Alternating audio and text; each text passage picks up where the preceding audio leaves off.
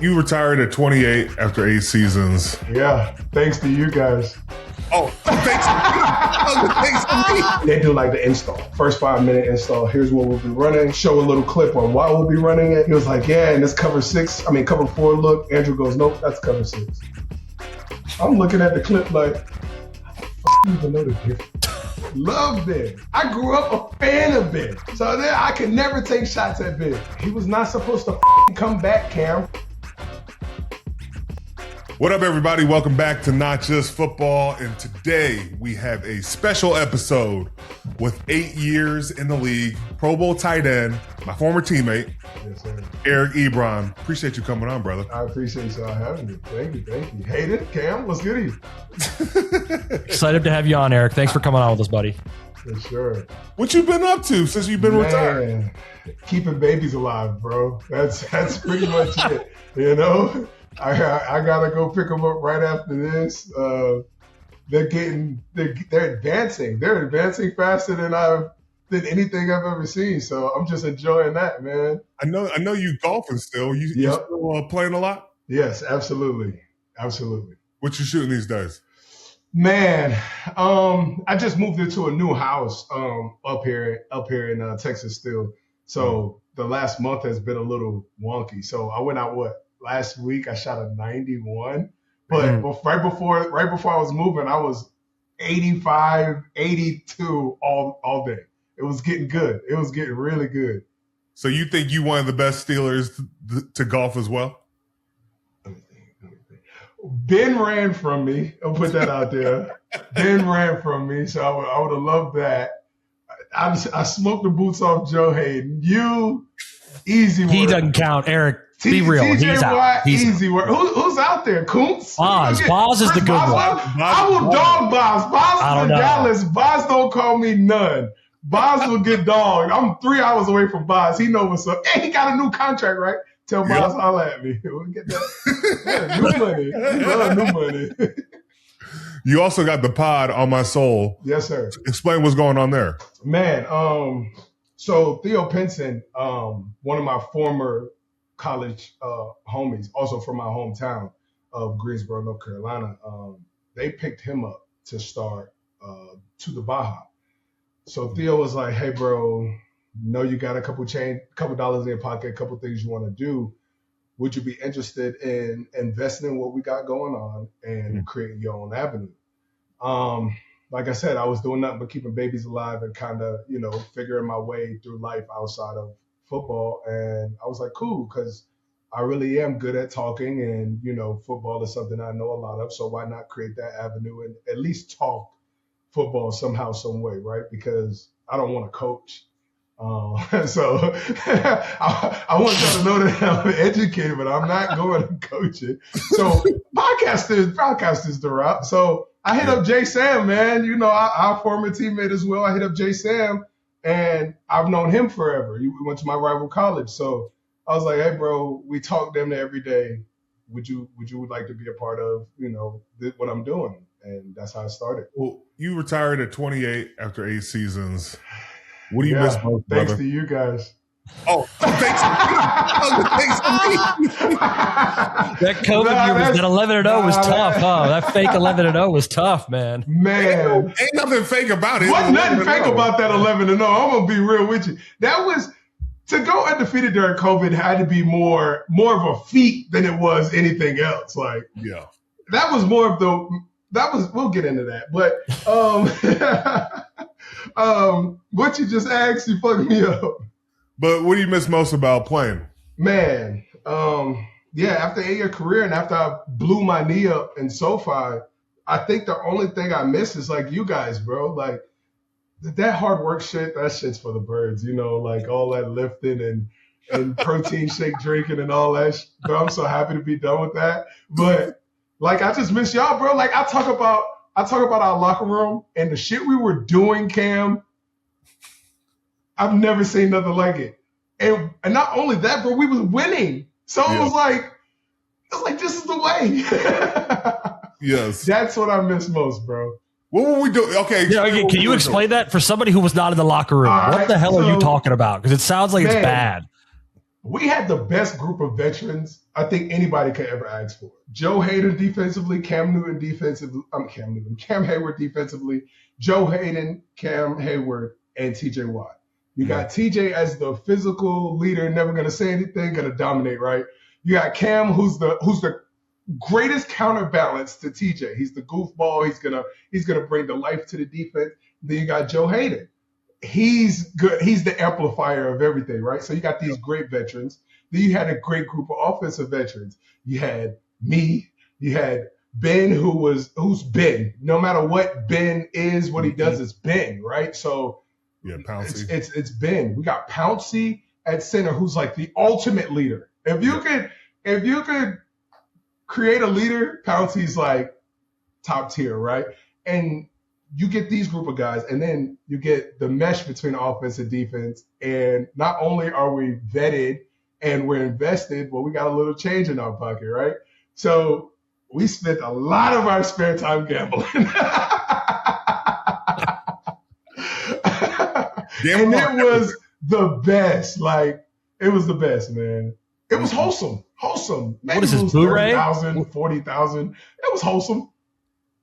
Damn, you just throwing out numbers like that? That's crazy. Yeah, what were y'all playing? The card game? What's the card game? Blu-ray or whatever? We would bet on the dumbest things, though. Like, we would bet on, like, flipping over cards. Like, bro. Would you see a blue punch buggy on the way to the game? No, like, that's called a degenerate, guys. Yeah. That's called a degenerate. Well, right? You got to think. COVID year, right? We had absolutely nothing to do. And the only people that we could talk to and hang out with was in the locker room. Yep. So what else could we do? That created madness. Bro, that year we were playing the one game spike ball during camp because we couldn't leave the facility. We were just stuck there the whole day. Yep. And then we would play like every card game known to man. We had oh my gosh. I mean, we had dudes that probably could have went cornhole championship COVID year because that's all we could do. Kuntz, Boz, the special teamers, they could have easily took on any Red Bull, any Mayo, Duke's Mayo cornhole tournament they want to do. What was that 11-0 year like for you? For me, it was my introduction into Pittsburgh, and the whole time as a free agent, and Pittsburgh don't do free agents. So to me, it's like, shit, I got to do something here to show that I stay. Like I belong to be a Pittsburgh Steeler because I don't think people realize how y'all build y'all team, Cam, or how the organization builds the team. So for me, it was, how can I adopt the Pittsburgh Steeler way? Well, shit, I ain't even had no fucking fans. So the whole towel waving, everybody was talking about, oh, you're going to love it and enjoy it. I didn't get none of that. I had bullshit echoes all in my ear throughout 16 games of the season. Absolutely disgusting work. But we were winning. And the camaraderie that we were building as an actual team was the greatest thing I've ever seen. In any locker room, in anywhere, I'll take our team up against anybody. The way we were joined at the hip, that 11-0 year, I don't think you could put any team up against us. Like, we were just that in sync. We were that tight. We ran out of gas though. Yeah. I blame a lot of that on us. I'm not gonna lie. Our offense, we let a lot of shit down. We opened up the playoff game with a snap over there. Like, I couldn't have went to sleep that night and woke up and said, yeah, this is what we're gonna do. It's one of the saddest pictures to watch Ben and Pals sit on that bench after that game. Because, like, there weren't any fans. Like, we had maybe, like, 50 family members there. Yeah. And for that game to play out like that, that was – boy, I thought I was retiring after that game. That was depressing. Yeah, I'm not a very emotional person. As a lot of people probably know, like, I'm a goofball, so like my emotional side is not really in tune. But I was emotional. Yeah, I was emotional. I thought it was over for the porch talks. I knew that shit was cooked. Yep. It was over for just what he brings. Like, that was besides Megatron, Pouncey's probably one of the best like leaders I've seen. And it has nothing to do with talking. It's nothing to do with talking. It's like aura, presence, what I do when I'm here. All of that, like I was going to miss all of that. The talks with Pouncey on how to become a Steeler, what I need to do, how do I become Ben's favorite target, like all of those leadership qualities on the offense, we were losing that. That was gone. I knew that was going to hurt us bad. Then we went and got KG. I was like, and it's not even KG's fault. It was like, you got to fill the role of Pouncey. You're cooked. Those are tough shoes to fit. I want to know, you just brought up a great thing. What did Pouncey tell you had to do to be one of Ben's favorite targets? He's sitting up to tell us. Ben's a complicated person. Yeah. Ben's very complicated. And I did everything I could. I stayed at Ben's house. I was in Ben's ear. I would ask him a lot of questions. And then Ben would like to try you as a player. You'd be open. He'll throw the ball 17 feet in the air just to test your like athletic ability, or throw it behind your head, like shit you guys wouldn't care about. But for people like me, I'm like, hey Ben, I'm not a rookie. I get like this is my first year in Pittsburgh, but I'm not a rookie, bro. Like we gotta get along. So a lot of it was a lot of like kissing ass. And it's not to say like that's what you gotta do to Ben, but that's what you gotta do to any quarterback. So a lot of it was being around Ben, understanding Ben. Ben could be moody, but cool. If you make plays, that's really all you had to do for Ben to get on Ben's good side was make plays. So that was it. And once I started making plays, that's when I got invited to the porch talk. That's when Cam invited me to his house, and I started becoming a Steeler. You make plays before you got to go I started to become a Steeler. Wow. Cam got the basketball court put up. He said, "Yeah, Ebron, you're invited." I go, "Yeah." Bro, I invite everybody. Don't do that. Wow. Don't ever do that. Don't ever throw me under the bus like that. No, Cam, I'm talking offensively, but Cam on the defensive side and even outside. I mean, Cam, we gamble. We hung out every day. What Cam did for the Steelers team, I don't think people. This is glazing. What Cam is to Pittsburgh, now that I think about it, the shit you set up for people, the teammates, the nutrition, the flexibility, the shit. Nah, Cam top tier teammates. I gotta shade him because he's my dog, but definitely top tier teammates. And this is what I tell people when I talk on my podcast, like, if you never got to experience Pittsburgh, and Cam, I'm happy you're still there. You old as hell. I don't know how you still keep getting contracts, bro. But the Lord bless it. Send me $2 and we're good. I'll shut up. But if you've never been a part of Pittsburgh, and for you guys, for y'all that are there, like that era, dog, I tell everybody, I wish that was my starting point. Like Pittsburgh is what you guys do there, how it was implemented for people that will never get to experience it. And I talk to people like Mike Wallace and people that have been there. Dog, it's the greatest organization, greatest teammates from people like you that have been there and cornerstoned it, bro. Phenomenal. Well, it all starts with Mike T, right? The facts. And what did you think when Mike T retired? A lot of people was like, it's time. And I kind of agree with that. And here's why I kind of agree with it. Anything, anywhere for too long kind of seems out of place, right? If you got a picture on the wall and it's been there forever, you start looking at that picture like, we gotta replace that picture. It's been there forever. And that's kind of just the situation it was for Mike T. There's nothing wrong with the pictures, nothing wrong with the situation. It was just time for change.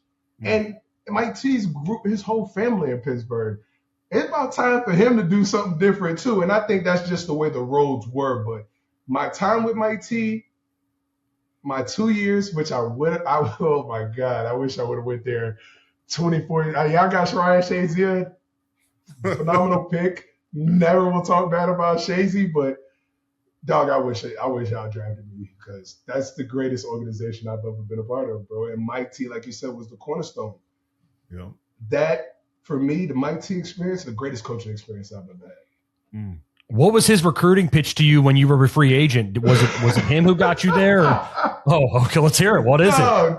So I had just got out of a bad relationship with Indy, and me and the GM was not seeing eye to eye because of a lot of shit that I've already talked about in my podcast.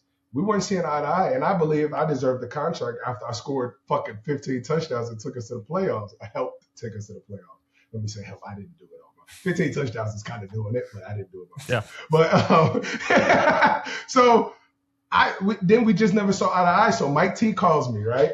It's between Kansas City, Pittsburgh, and I think it was New York or something like that. So Mike T calls me. He goes, "What the fuck you doing in Indy?" Exact words, verbatim. I'm like, "What are you talking about?" He goes, "Man, that dude up there does not like your guts." I go, "No shit. I probably wouldn't like me either, right?" He goes, "This is what I'm going to do for you. This is what I'm going to do for you. 2 years, come here. We got you." I was like, I'm coming to Pittsburgh.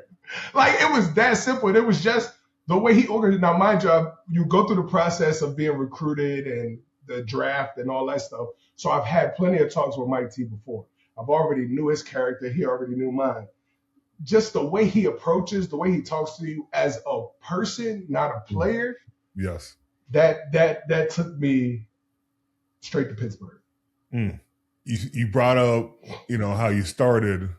I want to take you back. You get drafted at 10 to Detroit. Mm-hmm. After you get drafted, OBJ, Aaron Donald, Zach Martin, just to name a few. Devontae Adams, Jarvis Landry, Taylor Lewan. You want to keep fucking going? Who was drafted after me? I love this, how much pride guys take in their draft class. Because Cam does the same thing with his guys too. Yeah. I love my draft class. I think we have the best draft class next to the Von Miller draft class in Kim. That's his. Exactly. I think 2014 is the next best draft class to that. Mike Evans. I mean, we have Jadeveon. You name it, we got it. Okay. I had no fucking clue I was going number 10, Cam Heyward. No clue. I knew Detroit was interested in me. I took visits, but here's the roster.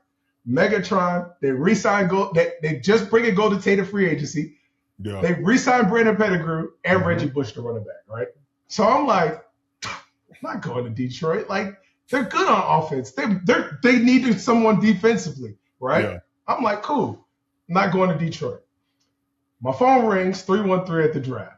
I look at my mama. I said, "Mama, you know anybody from fucking Michigan?" She says, "No." I go, "Me either." And I close the phone and put it down. This is an Android. I had like a little deal with Samsung Galaxy or some shit. So I don't even have, like, the numbers that are calling this phone, I don't even care about, right? So I put the phone down, and then I'm like, oh shit, that's Michigan. And I'm like, we're going to Detroit. I thought I was going to New York. I thought I was going to Pittsburgh, or I thought I was going to Baltimore. Those were the three teams that had the most interest, right? Right. And then Detroit calls me, bro. I get to Detroit. And not only that, I didn't even know who Joe Fourier was. So Joe Fourier just comes off like this 8 touchdown year. So he's tight end 2. So now I'm like, why the fuck am I drafted here? Right? Playbook. Get to the playbook. Get to learn the playbook. They had just got Joe Lombardi. Joe Lombardi runs the most complicated offense, Cam. Oh, my God. If you thought the shit we were saying in Pittsburgh was a lot, bro, by the time we broke the huddle from Stafford saying to play, we had 10 seconds. That's all boom, kill, 762, stem, Z short, wide bend. Like, okay, no, right? Fuck me up my rookie year. So I'm not only am I not making plays in camp and I'm mentally mindfucked, the ball's never coming to me anyway. So I'm just here my rookie year, right? And so boom, we get, and then OBJ and the season starts and OBJ is going absolutely berserk, right? Aaron Donald's going absolutely berserk. And I'm just here like, I'm 4th option at best. Even if I wanted to be good at Detroit, I can't. Like, I'm never going to get what they're getting. I'm never going to get the targets. Giants don't got no receivers. St. Louis Rams don't have a defensive line. These players went to 2 spots, and this is why I preach on my podcast now. It don't matter if you're a great talent. It matters where you get drafted. Yep. Because if you don't get drafted to your scheme, if you don't get drafted to the offensive defense that fits your play style, you're ass regardless. So it ain't got nothing to do with me and what I was doing. It had everything to do with what was set up for me to be successful. And I couldn't do it there. I tried my best. It just couldn't happen. What was it like having Calvin Johnson? And did you know he was going to retire early like that? Megatron is the greatest mentor ever. I don't think he gets enough credit because he's so quiet on who he is as a person. That dude showed me every which way of professionalism there is. You wake up and think you're going to beat Megatron at the building, brother probably slept there. And while he was sleeping, he was getting treatment. He was in a hyperbaric chamber. He was doing something for his body every single day. So then my first year, I pulled my hamstring and I'm a little confused. And I'm watching this dude and he don't practice. Cam, you and him don't fucking practice. Cam knows that. Cam knows that life not practicing. Bro, Cam at practice used to blow my mind, bro. I'll be like, bro, if Cam ain't practicing, coach, I ain't practicing.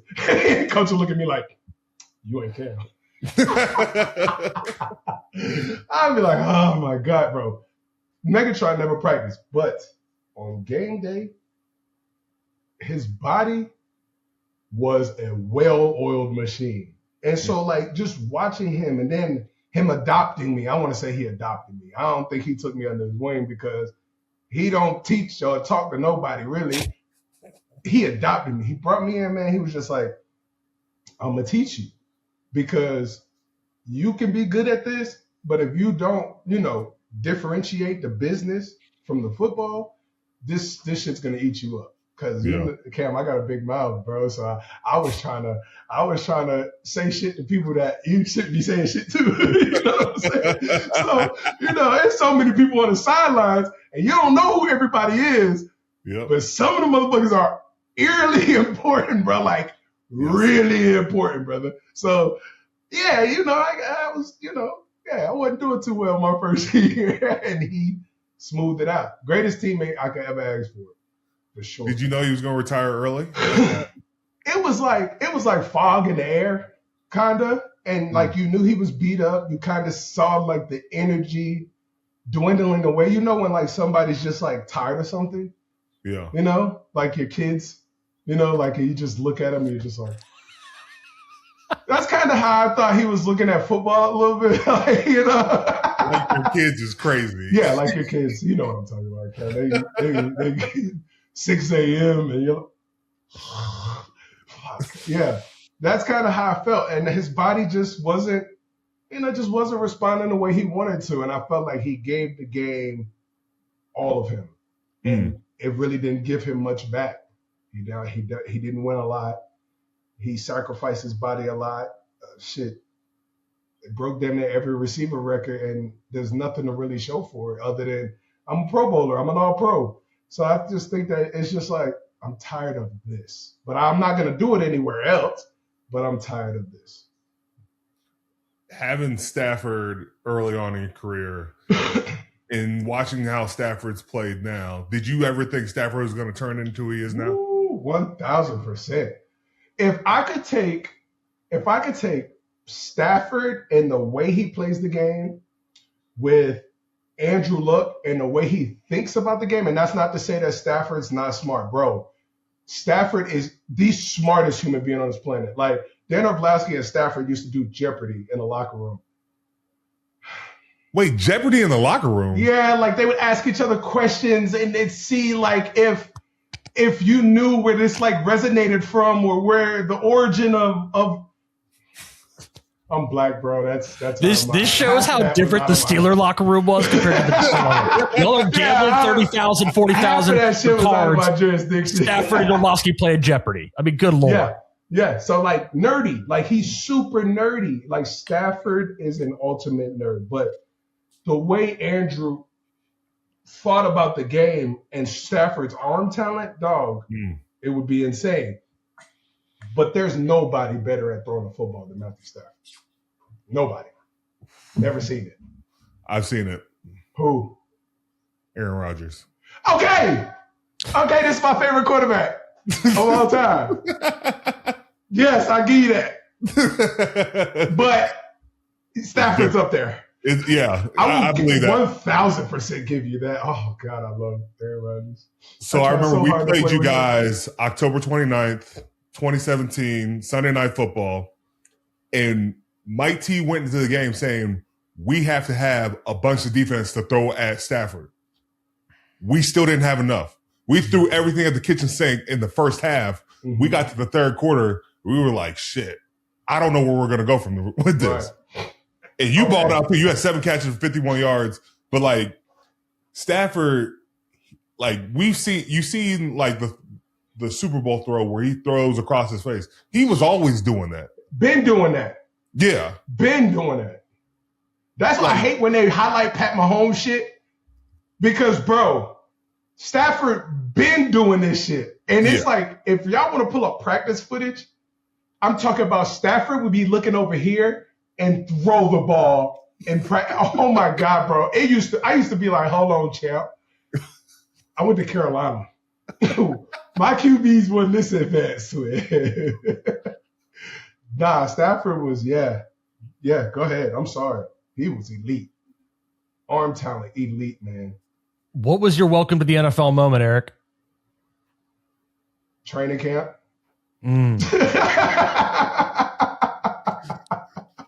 I came in on training camp, Cam, you know, like I came in still 2 days past hot.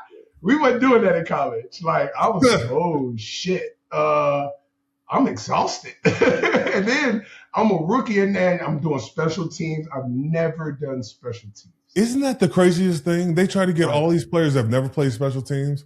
Bro. And then like you're supposed to know. Like I'd never done field goal. They put my ass out there for 15 years. So I've done punt return in college because we had the number 1 punt returner in college in Ryan Switzer. Right? So I wanted to make sure that Ryan Switzer got the record. So I took over punt return my junior year for him. But that was a purpose. That was a cause. Like I did that for a reason.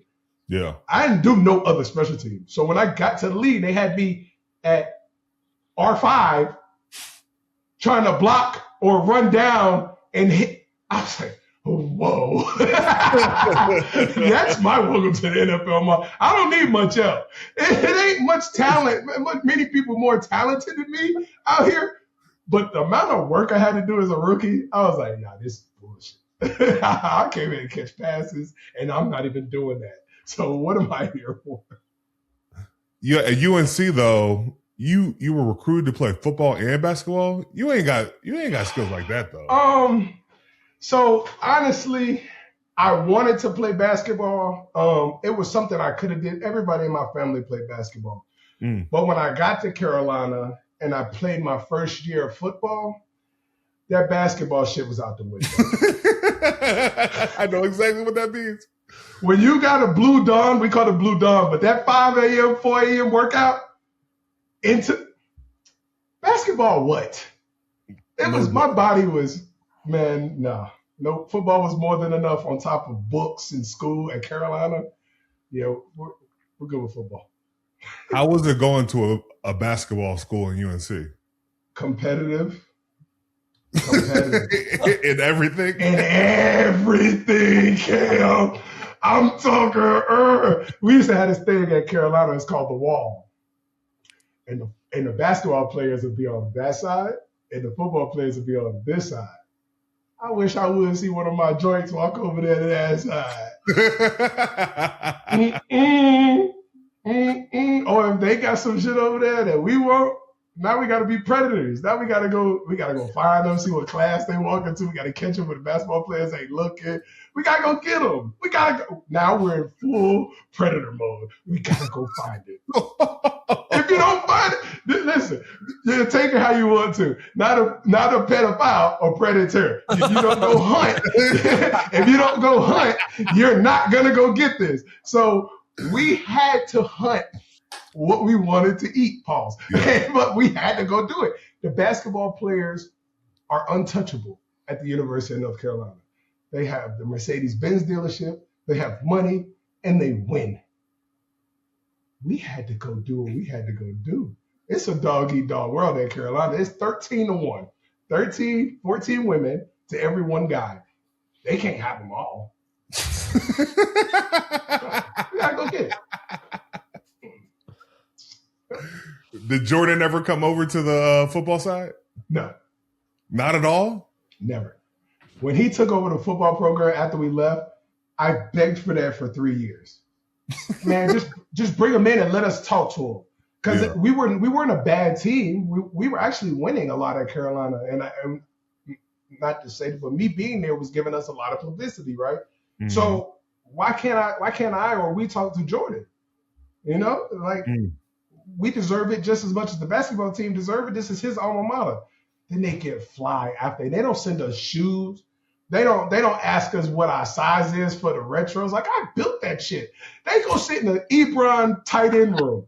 And I don't get a pair of fucking shoes, bro. They won't even send you gear? What? Wait, so you mean to tell me there's an Ebron tight end room and you ain't getting no gear? You can't get any gear? No, sir. I mean, that had to cost you something, right? The Ebron tight end room. Everything. My hands, my feet, my knees. It cost me everything to get that. You got to take care of my dog. Yeah, you got to hook it up. That's crazy. Boy. I'm not even asking for a lot. Size 14. Well, what's your take on Belichick being there now? How do you like that? Obviously, they had a struggle year last year, but what do you think about that? That's for anything new. You know, Cam going to tell you what it is. He ain't betting on it. They going to struggle this year. Nah, but that's for anything new. And I just felt like, okay, we brought in like 40-something transfers. There's no chemistry. There's selfishness. You got to think, if I'm a transfer, I'm coming to a school for me, right? I'm not going to the school for the school. The school didn't recruit me. I don't have no loyalty to this school. So I honestly think the transfer portal and shit's a little fucked. And I know they're trying to work on it, but you're not allowing players to build any kind of character or any kind of loyalty or go through anything. They could just up and leave and say, they'll pay me more money to do it over here. Like, you're not building anything from this person. So they brought all of that in, and I think Belichick just couldn't. You can't coach that fast enough in college. You know what I'm saying? So as they're bringing in a free agent in the NFL who's probably been in a system similar to, it's not the same in college. Everything's different. Verbiage is different. And I don't think he could grasp that. Now we give him a year. He recruits well. He brings in good players. We'll see what happens. I like Bill Belichick. I like the staff. I like everything. I like Lombardi. I like his dad that they brought in as the president. I like them all. We just want to see results. Like, can we overtake basketball in something at some point? Not to say that we'll ever overtake them, but can we get a better season than them ever? This is your chance. This is it. This is it. This is 100% it. So you get drafted by Detroit, and then move on to Indy. Yep. What was it like having Andrew Luck as your my God, bro. So I go from a place where they thought I was a problem to going to a place where I'm helping a problem. So for me, Indy kind of became like a place I never wanted to leave. I had just had my second son. My community, my neighbors, man, they was dropping off cookies. Great game, Ebron. I come home every day, dog, with some cookies on my door, bro. You don't understand how amazing that is. In Pittsburgh, they did it too. In Pittsburgh, I had a lady next door used to leave cookies. Oh, man, I love the fans, man. But that's home. You know what I'm saying? It started to turn into home. So then we start off the season and Indy 1-5, and Andrew's coming out of his elbow slump. And we just formulate this like bond. We have this team meeting. Everybody says whatever they got to say. And then it just like, everybody just forms together.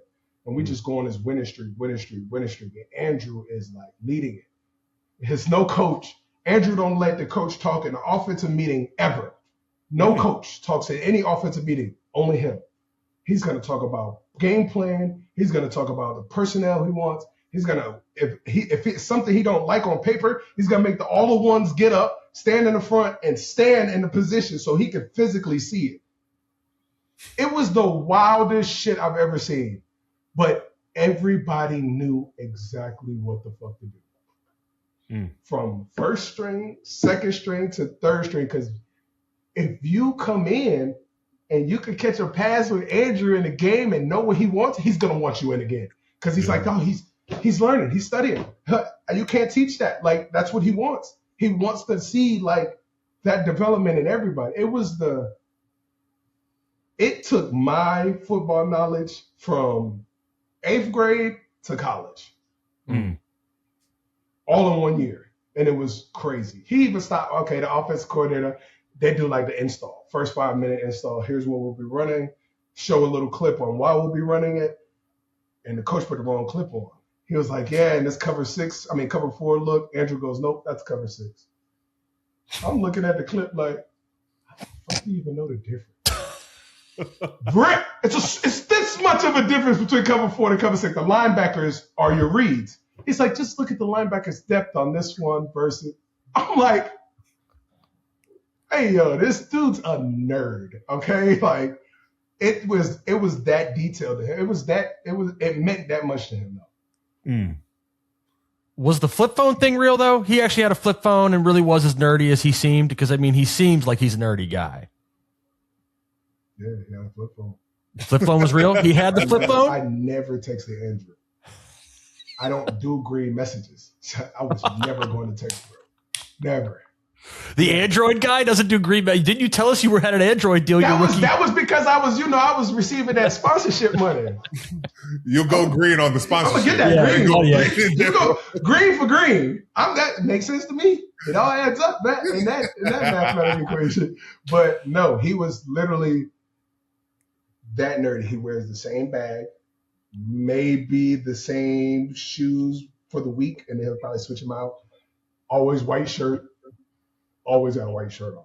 Always like a white shirt, maybe one little insignia, something.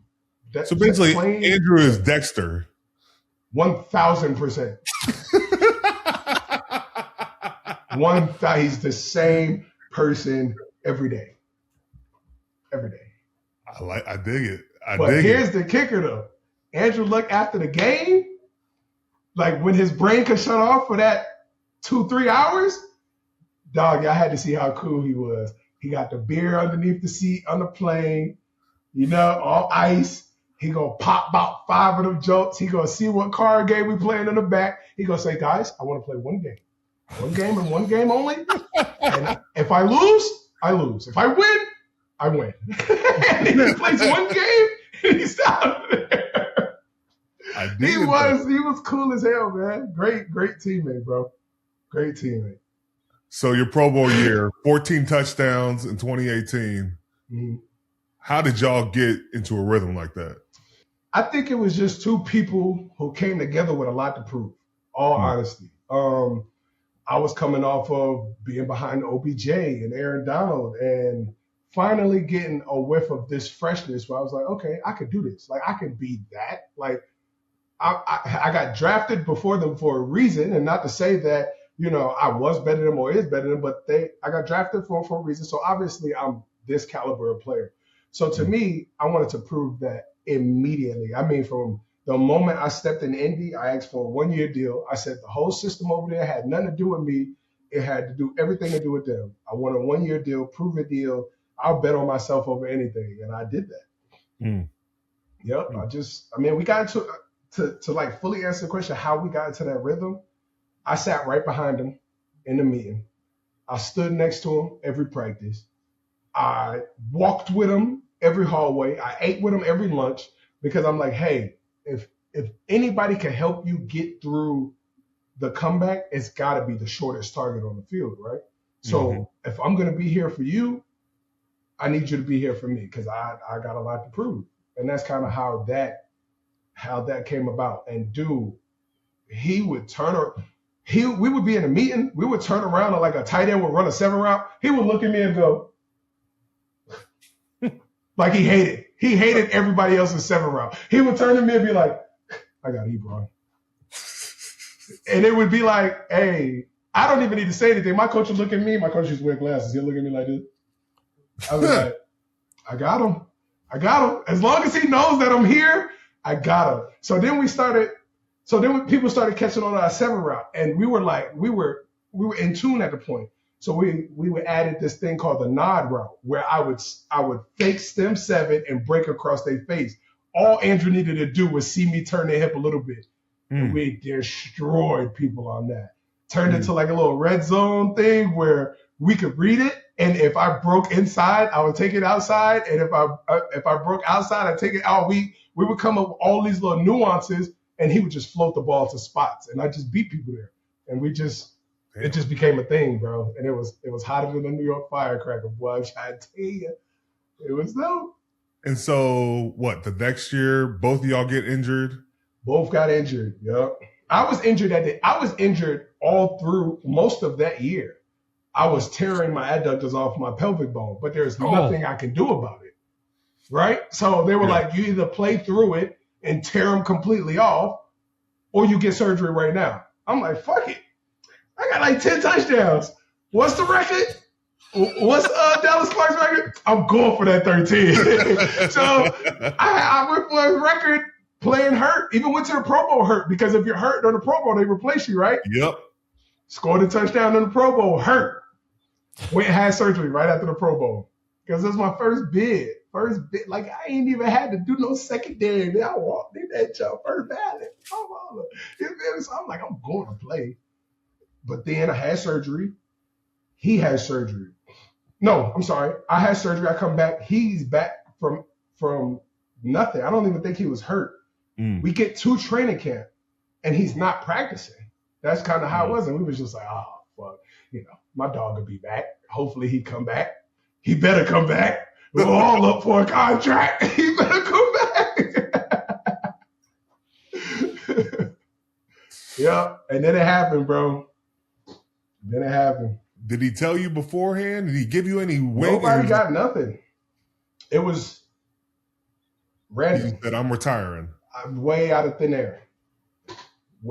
From literally thin air, bro. He went from practicing to working out to thinking he was going to practice to, okay, he's down today. Okay, he's practicing today to, okay, he's gone. Okay. So on the field, right? Everybody's got that camera view of him going off the field. Mm-hmm. And I think it was announced during the game, right? Mm-hmm. Yeah, it was. Did they say anything on the sideline during that time before the game ended? So this is how I found out. I'm sitting next to Jack Doyle on the bench. We're week 3 playing the Browns, preseason. Was it the Browns in the video? I believe it was the Browns. Week 3 playing the Browns in preseason. Whoever's in the video, whatever team's in the video. And I'm sitting on the bench, and the defense is up. First of all, we're playing into like the third quarter of week 3. Mm-hmm. Never, right? I just came off of surgery and 15 tubs. It's no way I'm playing this long into week 3, right? So we're still playing, and I'm a little confused, but I'm sitting next to Jack. We're about to get up. As soon as I'm about to get up, all I hear is a fan yell, "You fucking kidding me, Andrew? You're retiring?"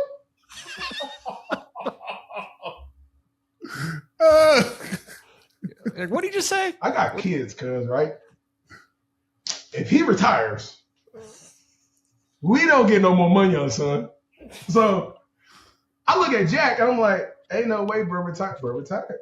Right then and there.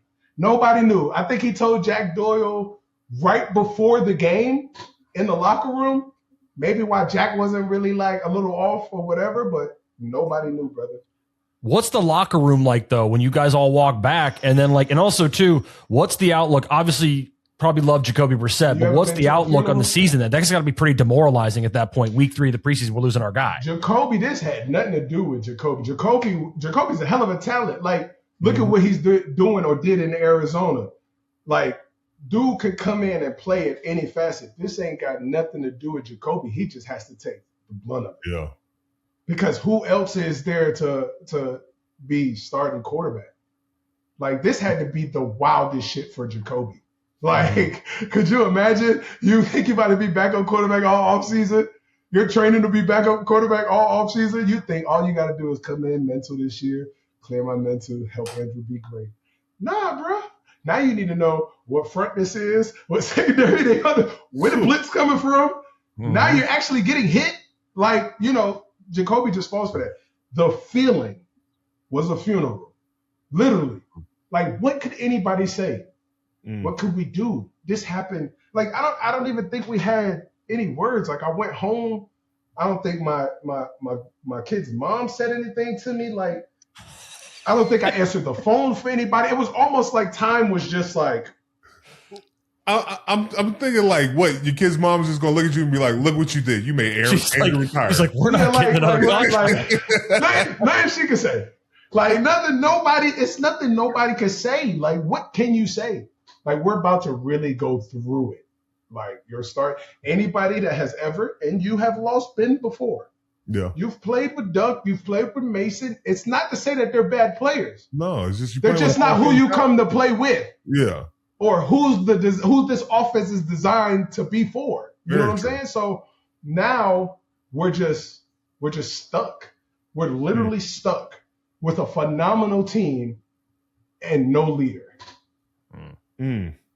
So that's just how it was. And you can say what you want about any organization. If the starting quarterback goes out, that's the worst thing to happen. Mm-hmm. Because the starting quarterback gets all the private meetings. He gets all the blitz meetings. He gets all the second, the third string. People don't understand. That's a far drop off in information. Yeah. And now you're trying to teach that to this dude on the fly. Man, football don't work like that. It's a reactionary game. All of that shit's been supposed to have. We supposed to have thought about all that shit. Was you think it was injury, or he was just like, I'm done with this? To be honest, bro, I have no idea. The situation versus what he was up against was clearly more than how good the situation was, because we literally had a player at every position. We had just got Justin Houston. We had just brought in somebody else on the defense to coincide, because we were only missing a few defensive pieces. Mm-hmm. Kenny was coming into his own. Like Buckner was balling. DeForest, like, we were getting these guys, man, and Big Grove in the middle. Like, all of these dudes were dominating. And all we needed was for everyone to get healthy that year. And it just went up in flames right before our eyes. Okay, I got to ask you about this Jedi mind trick Andrew likes to play. Yeah. When he gets sacked or he gets hit, he was always trying to act nice. Is that shit true, or is he just messing around? That's who he is. Hey, good hit, man. Hey, good hit. Good hit. Hey, good hit 45. Good hit. I'm like, stop. He'll always, like, dog, I make some crazy catches sometimes, and he'll always say, what a great catch. It's always like that. It's like, man, dude. I get that from a wide receiver standpoint. Yeah, y'all working together. But when you have a defender trying to body slam you. Bro, he throws a pick. While he's running to the ball, he's telling Kenny or whoever picked it, man, good read, dude. Great play. Damn, great play. Great play. That's just who he is. There's no bad bone in that dude's body. Nothing. He will never say nothing negative. He will never be negative. I've seen dudes smack Andrew that year, smack him, knowing he's a little hurt. He gets right back up. He'll come to the huddle. He's like, whew, all right, fellas. But he don't. Nothing he can say. Like, he nothing. I want to ask you. You played in Indianapolis, and Jim Irsay was pretty eccentric. Do you have any good Jim Irsay stories you could tell us about when you signed there, or just your time there? Man, for me, I was in the era of Jim was going through some medical stuff. But when Jim was around, Jim always brought fire. He was Prometheus, 1,000%. And if I would have known younger Jim, I would probably say the same thing, because in my mind, Jim, in any meeting, it was always about winning.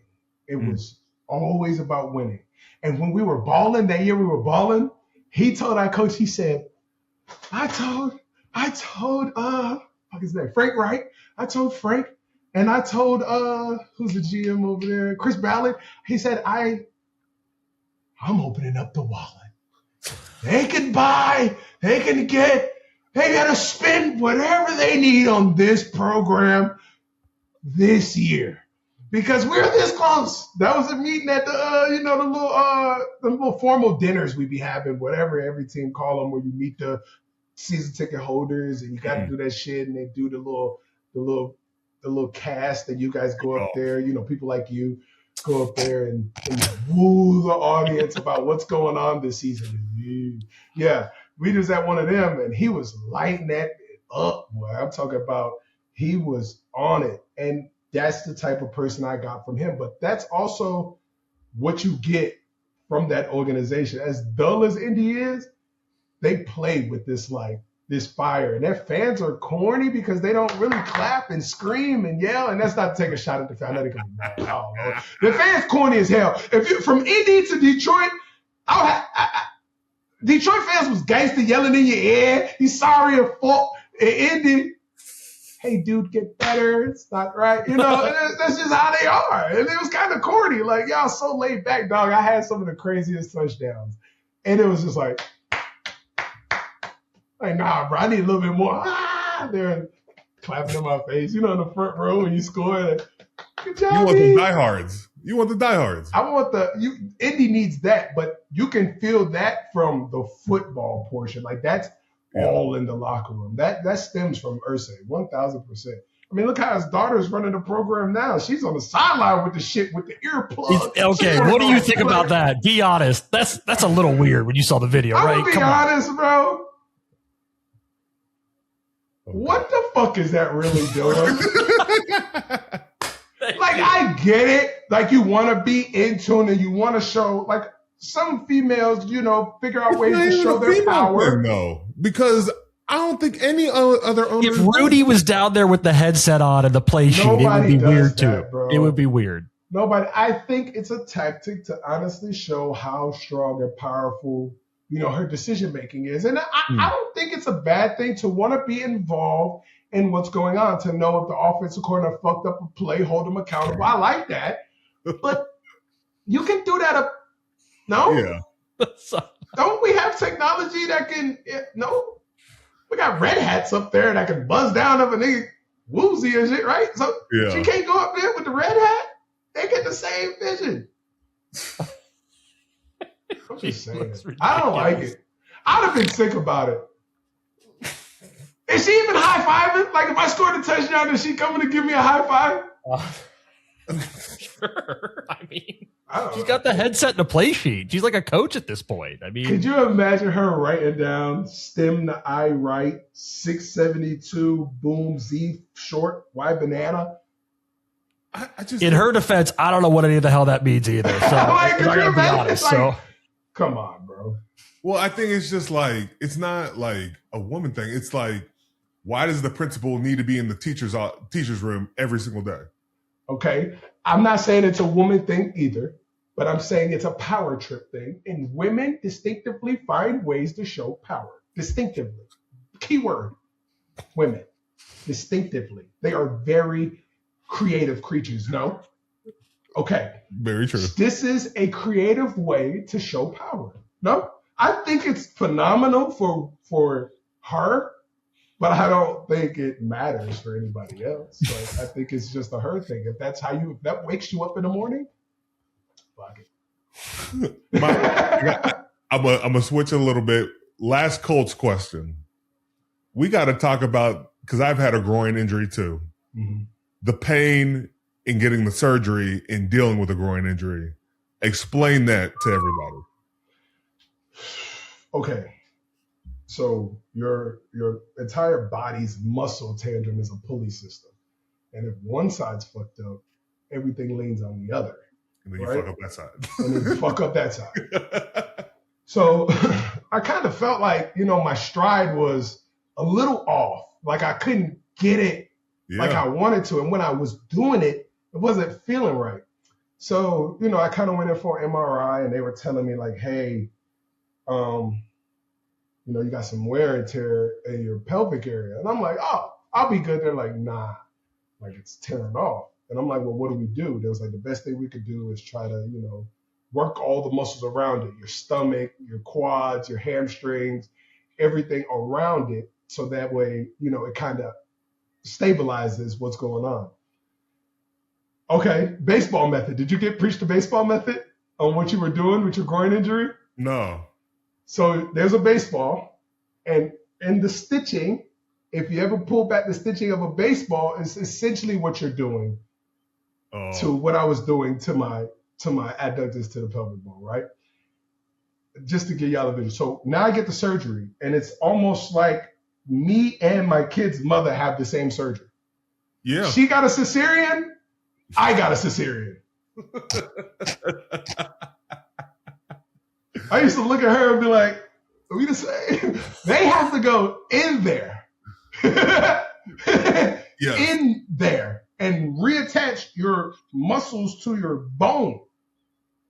I don't think people understand how insane that is. There's no blood flow that really goes from muscle to bone. So it's the hardest injury to try to come back from. So all in that, and while I was doing it, I also tore my ab muscle. So I couldn't cough. I couldn't laugh. All while getting hit by 300-pound humans. It was the worst pain I've ever went through in my life. Ever. And the rehab was equally as worse. Oh, rehab is ridiculous. Well, that's the same one you got, right, Cam? That's the one you came back after week one? So my dumb ass, I'm already like, I tweak it during camp. Mm-hmm. And so I'm like, they're like, just take some time off. You'll be able to go. So I'm like, all right, week one, I'm going to play. Like, I'm not missing this game. I don't miss games. Right. I get out there and we're playing San Francisco. And I know I'm just a little bit shaky. I'm guarding it. Mm-hmm. I go to make a move and I dive to try to tackle Brock Purdy. And all I hear is, it was done. And I'm like, oh, I'll be good. I try to get back in there. They start running zone the other way. You tried to move side to side? You tried to sidestep? They ran it like 3 straight times, Eric. They kept doing it until he got off the field. They knew he was hurt. I felt like a crab. I couldn't even walk, bro. I couldn't even move. Yeah. It's so, okay, Hayden was here for it, though. Like, and we go, I get the MRI. They're like, you tore it off the bone. Like, there's nothing you can do. We got to fix it. And so we're talking to doctors that night, and then they're telling me, it could be 6 months. It could be 8 months. And I'm like, bullshit. Yeah, like, there's no way. 8 months. Yep. Bro, I came back in 7 weeks. Yeah. I tore the other side. Dumb. And I played the entire season. Dumb. It was crazy. I shouldn't have done it, but I was like, I got to get back locked in. It set me back, but like that year, it was rough. Trying to sit, like I felt exposed. Like I had never had that many people look at my groin like that. It was insane. And it's like, it's uncomfortable. Yes. It's uncomfortable. Bro, after games, the pain of just like getting up out of a seat, I was like, yes. Hey, yo, what is this pain? It was bad, man. It was so bad. The worst injury. I've had 6 major surgeries. That was by far the worst one. And then the rehab. The slide board. Where you put the shit on your feet and you slide. Yeah. Heavyweights. Yeah, heavyweights. Yeah. It was the most grueling workout. And then you're scared. Like if your feet slip too far and you. Yeah. Sometimes I was scared in the shower about slipping. And slipping in the shower? I felt like I needed a life alert on me. Oh my. Because all senior citizens should have life alert, Cab. They should. People don't understand. And when we talk about this and how we're talking about it, laughing about it, because we can laugh about it now. Yeah. the mental mind frame, and I'm so happy I don't have to do this no more, of coming back from injury is the hardest shit you'll ever have to do. Yeah. ACL, sleeping in the knee. I done did it all, man. I never had an ACL, but I have an MCL and everything, which is equally just as crazy.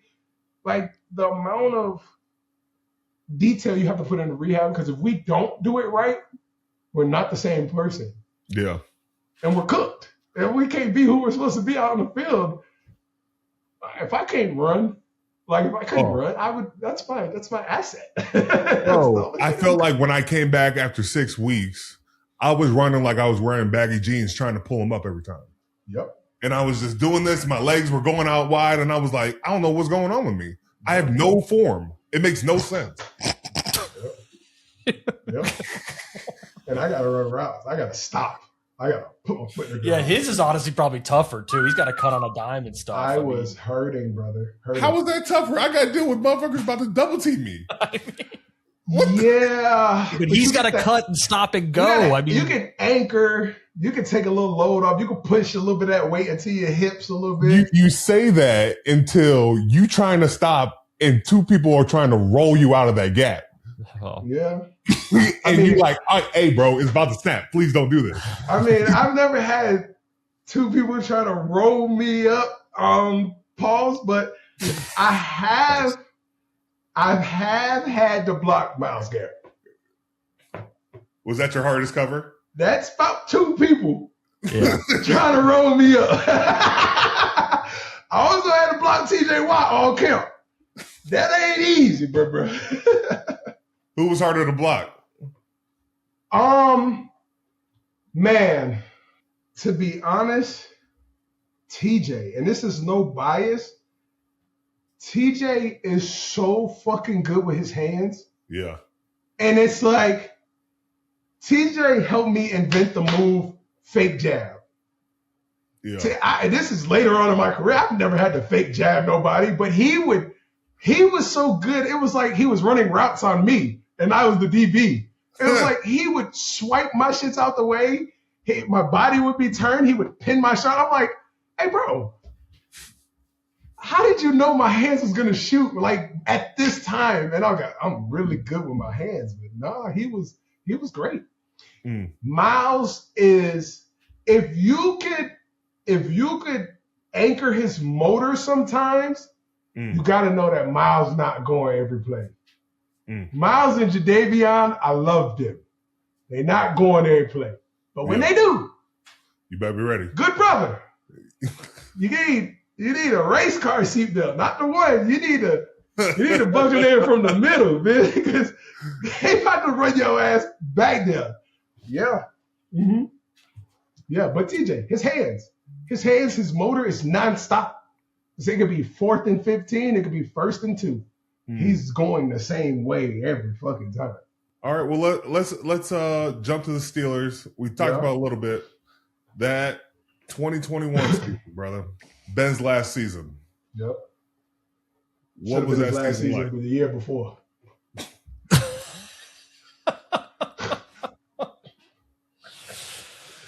I ain't gonna lie. His ass should have retired. I'm sorry, bro. Love Ben. I grew up a fan of Ben. So then I could never take shots at Ben.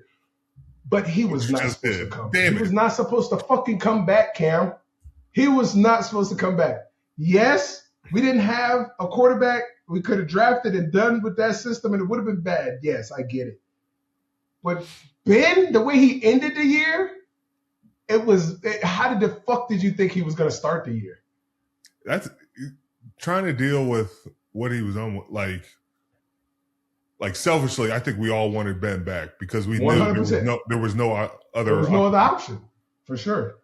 And he's a Hall of Fame quarterback. You want a chance to win. I don't know if I would have said no, don't come back. Like even retroactively looking at it, but it was that different. You think? The Ben the year before, you could tell he was a little arrested, and even when we went 11-0, you could see the dwindle in the performance. We started shorter routes. Mm-hmm. He couldn't get it down the field. Okay.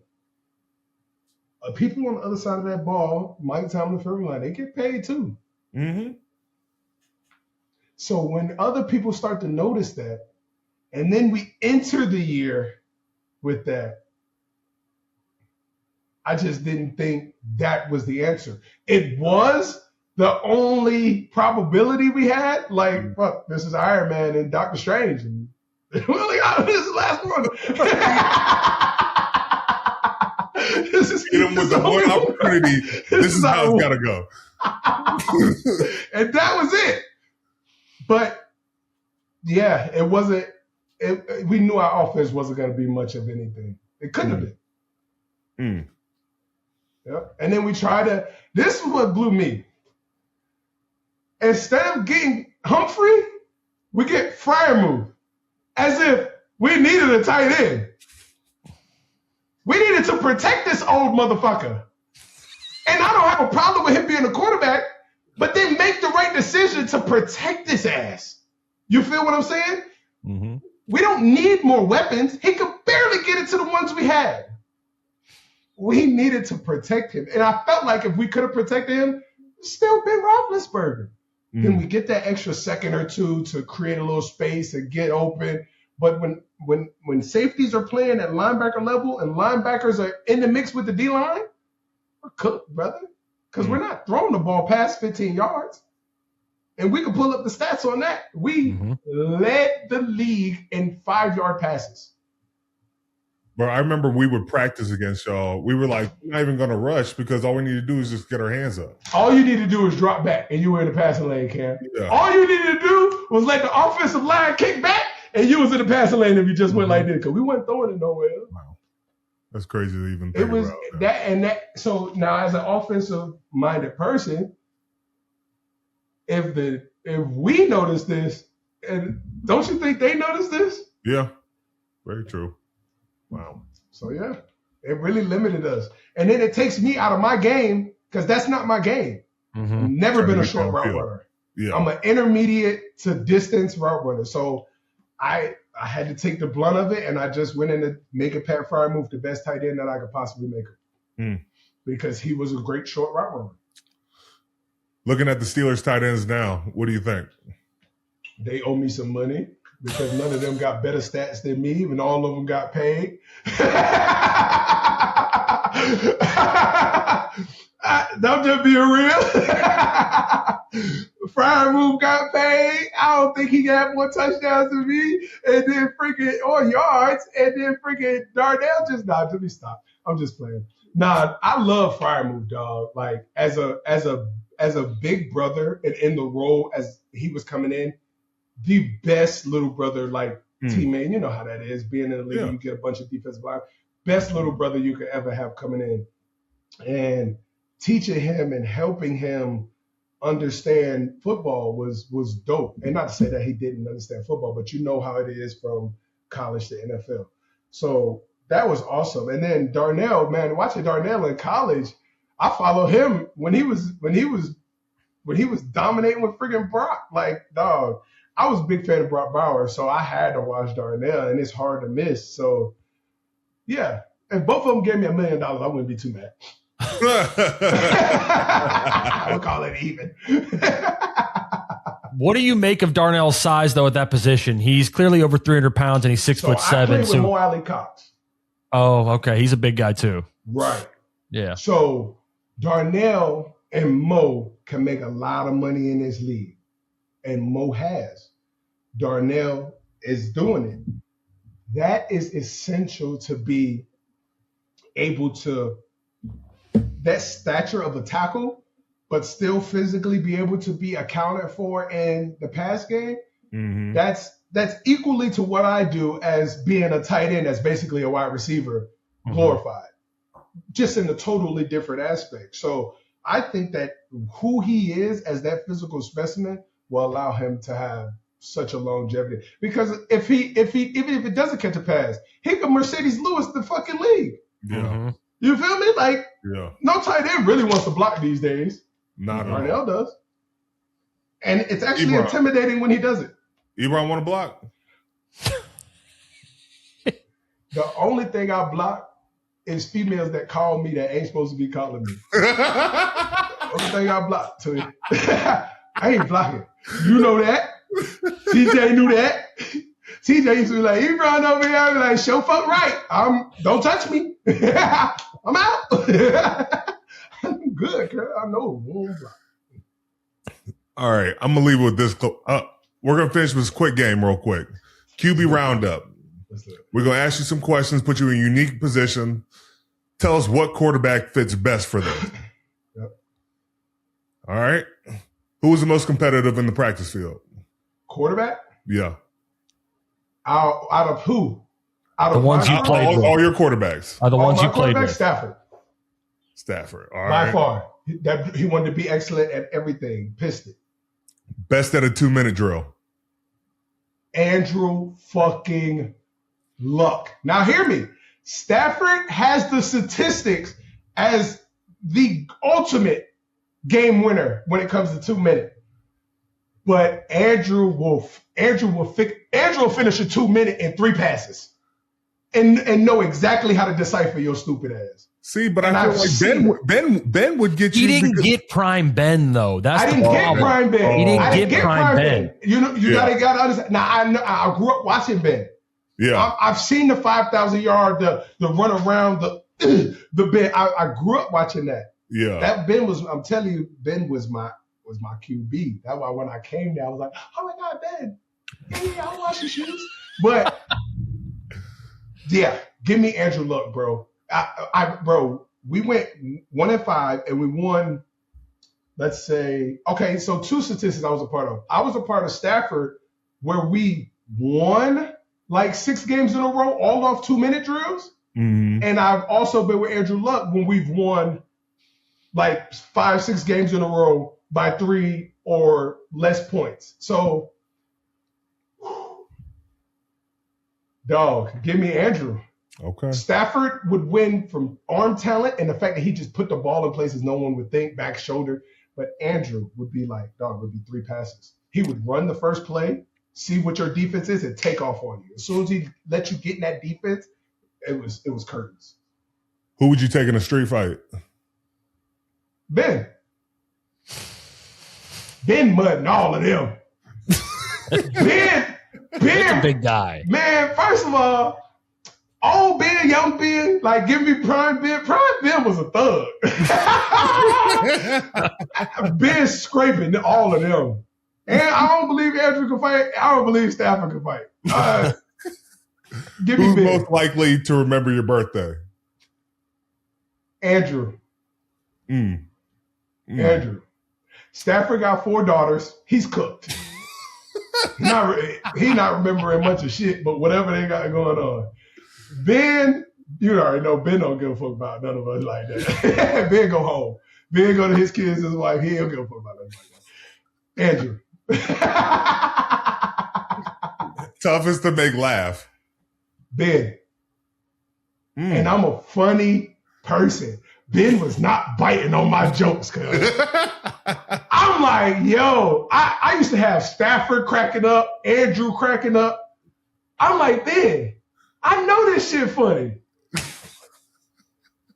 Ben like to put the fire extinguisher on the fire. Like if you hot, Ben will come through and be like, yeah. You know, like, come on. Ben ain't having that shit. If you say a funny joke, he'll be like, all right, yeah, it was funny, but it wasn't that funny. Like, you know, come on. Ben was the hardest motherfucker to please. Best trash talker. Stafford. I feel like I've never heard Stafford talk any crap. Dog. That's what, bro. Stafford. Tell me something he gets hot, bro. Oh my God. Yeah, Stafford. Tell me something he said. Man, you got a particular time? Let me break this down for y'all. Stafford is a frat boy. Uh-huh. Right? Let's not forget college Stafford now.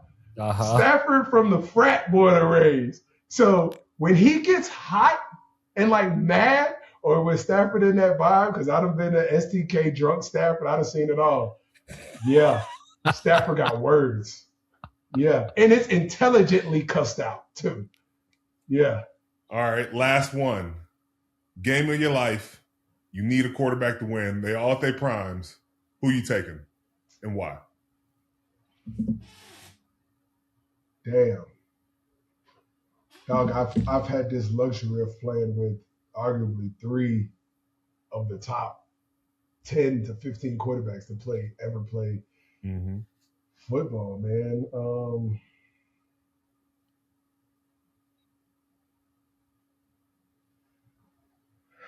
You got to give me Andrew.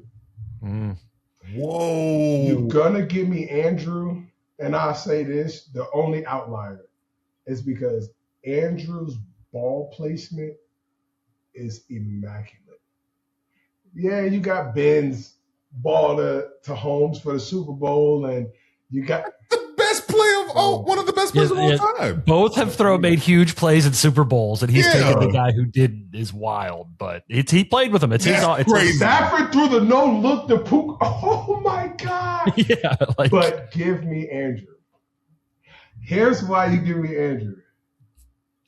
The way Andrew used to talk to people in the gotta have it situations, it was almost like nobody had nothing to worry about. It was never no pressure. It was always the same tone. It was never any different. It was always, hey, here's the play. Here's what we're going to do. And he would always talk just like this. So give me the moment. Give me the timing. It's got to be him. For a person that I know could talk to me and make me want to play, it's got to be him. Well, E, I got to say, bro, it's been a pleasure to have you on. Appreciate you. Man, you've killed it. Everybody, please, if you get a chance, check out Ebron's podcast, On My Soul. We love seeing your work. We love seeing you talk. You bring it. You brought it on the field. Best of luck, brother. Keep doing it. I got a question for you. Because this be the thing people always. How would you say I was as a teammate?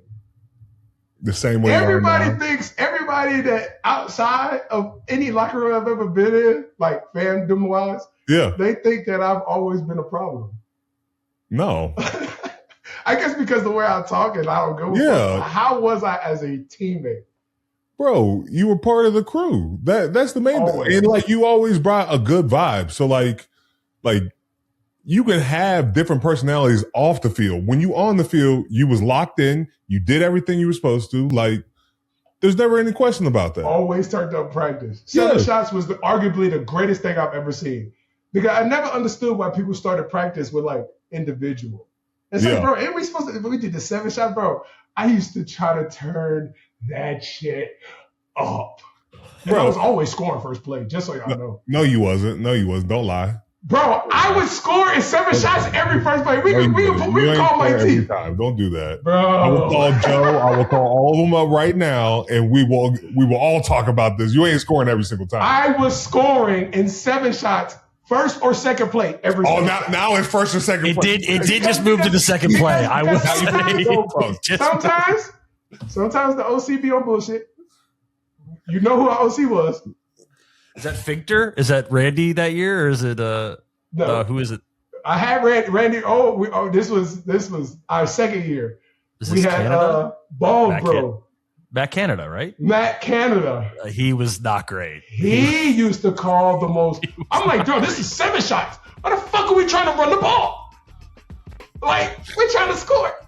All right, I just wanted. That was it. There you go. But brother, we love you. We appreciate you. Thank you for coming on. Everybody, make sure you listen in on his podcast as well, On My Soul. But best of luck. And everybody, like and subscribe. We'll see you next time. Yes, sir. Love, man. Thanks for having me. Appreciate you.